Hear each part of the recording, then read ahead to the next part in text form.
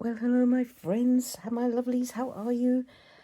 I have been in significant pain with my injured wrist, and I did this auto writing from Diana, and then I realized I didn't record it, so I'm just going to read you through my notes. Princess Diana, 27th of September 2025. It might not be the 27th yet where you are, but I am in Australia, and so yeah, we might be on different time zones. So first she drew the forget-me-nots, and I asked her what she wanted to talk about, and she said Sarah with a big exclamation mark. And she said, we were great friends, but she betrayed Diana. She wrote about Diana in her book. She wrote about the shoes that Diana gave her, and she wrote about the warts that Diana also gave her.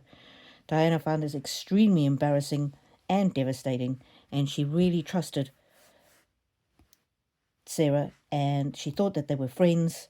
And this information that she knew was about her, about the warts, was private.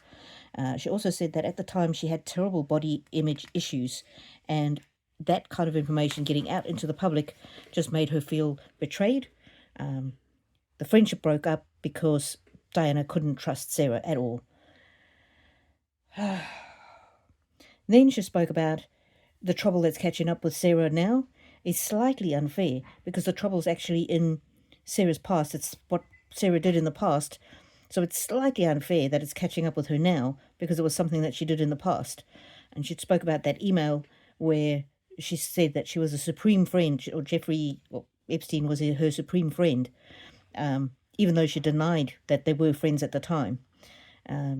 She says that Sarah pretended that she was scared of being sued about for defamation, but that's not true. That is not why she sent that email. She sent that email, this fawning email, because she owed millions, and she emphasized the S.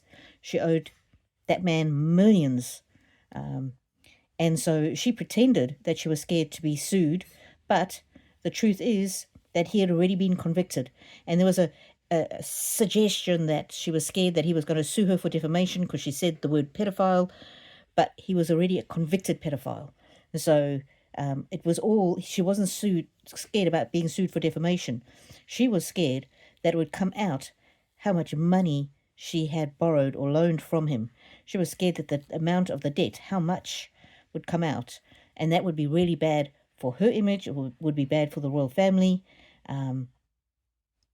So there is a grain of truth in the fact that Sarah is worried, or was worried at the time, about being sued, but not for defamation. She was worried about being sued for the debt, because if she was sued for the debt, then it would come out how many millions he had lent her. And then people would be talking about paying for favors and that kind of thing. And so she was worried about being sued back at that time, but now she's being untrue about why she wrote that fawning letter. So she's embarrassed. I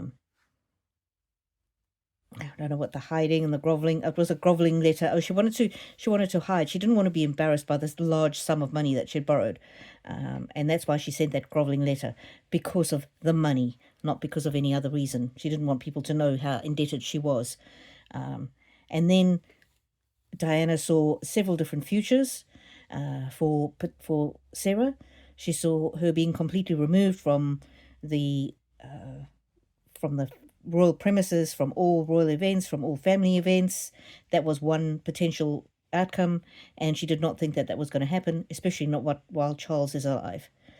The second one was that she would be asked to keep a low profile, and this strategy to deal with Andrew and Sarah from hogging the limelight and embarrassing the family.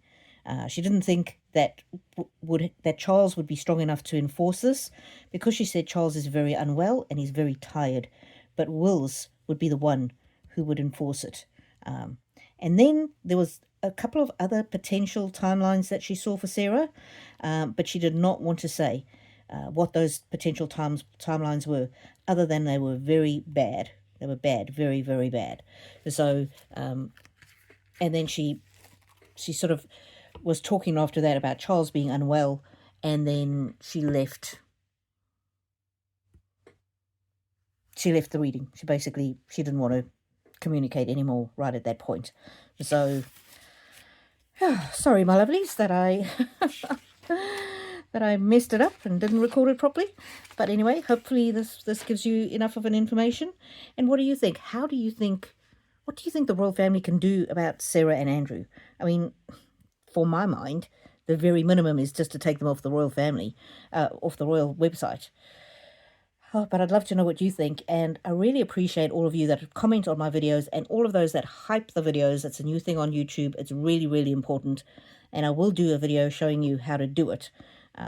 Basically, you just have to swipe left or right, whichever it is, left I think, and then it gives you the option to click a button that says hype, and then you have to click another button that says hype, and then that disappears, or you might have to swipe right again to get rid of the hype thing, and then you can comment. But there's a limited number of times you can hype in a day, so use it wisely, and use it on smaller creators because it helps them even the playing field with the bigger creators.